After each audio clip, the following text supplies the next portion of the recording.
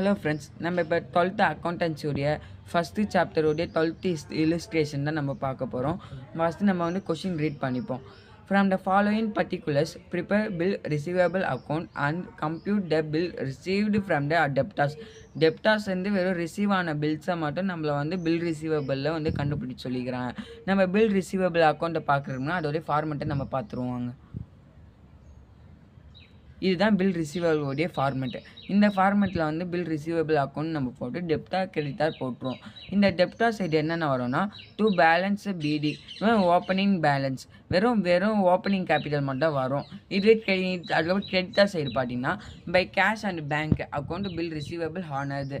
இப்போ நம்ம கேஷாகவும் இல்லை பேங்க்லேயும் வந்து பில்லை வந்து ரிசீவபிள் பண்ணிட்டு அது டிஸானர் ஆச்சுன்னா வந்து அது வந்து கிரெடிட்டார் சைடு நம்ம போடுவோம். அதுக்கு பை சன்ரை டெப்டார்ஸ் வந்து நம்ம வந்து யாராவது நம்மளுக்கு வந்து பில் ரிசீவபிள் பண்ணி டிஸானர் ஆச்சுன்னா அது நம்ம வந்து கிரெடிட்டார் சைடு போடுவோம். அதுக்கப்புறம் பை பேலன்ஸ் சிடினா என்ன? க்ளோசிங் பேலன்ஸ்னால் க்ளோசிங் கேபிட்டல். நம்ம க்ளோசிங் கேபிட்டல் வந்து கிரெடிட்டார் சைடு போடுவோம். இதெல்லாம் பண்ணிட்டப்போ நம்ம எந்த சைடு அமௌண்ட் அதிகமாக வருதோ அந்த சைடு நம்ம வந்து ஆட் பண்ணி அமௌண்ட் வரைச்சி அந்த அமௌண்ட்டை இந்த சைடு ட்ரான்ஸ்ஃபர் பண்ணி நம்ம வந்து சப்னைட் டெப்டர்ஸ் நம்ம கண்டுபிடிப்போம். Bill received during the year. இந்த வருஷத்தில் பில் ரிசீவபிள் ஆகி எதெல்லாம் கன்ஃபார்ம் ரிசீவ்டு ஆயிடுச்சு, இந்த வருஷத்தில் எதெல்லாம் ரிசீவ் ஆயிடுச்சுன்னு சொல்லிட்டு நம்ம அந்த ஆன்சரை இந்த இடத்துல போட்டுருவோம். நம்ம சொல்யூஷன் இப்போ நம்ம சொல்யூஷனில் வந்துட்டோம். இப்போ நம்ம சொல்யூஷன் உள்ள என்னது? ஓப்பனிங் பில் ரிசீவபிள்னால் என்ன? Opening capital. இதை வந்து நம்ம வந்து டெப்டார் சைடு போட்டுருவோம். அதுக்கு க்ளோசிங் பில் ரிசீவபிள்னால் என்ன? Closing capital. இதை நம்ம கிரெடிட்டார் சைடு நம்ம போட்டுருவோம். அதுக்கு cash received for bill receivable.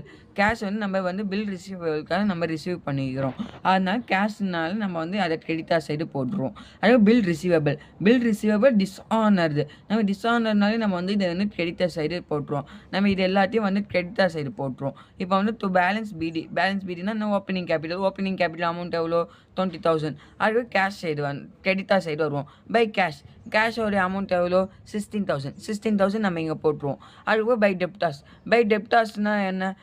Bill receive பண்ணி டிஸானர் பண்ண அதோடைய அமௌண்ட் எவ்வளோ? 5,000. அது 5,000 நம்ம போட்டுருவோம். அதுக்கப்புறம் bill receivable closing bill receivable எவ்வளோ?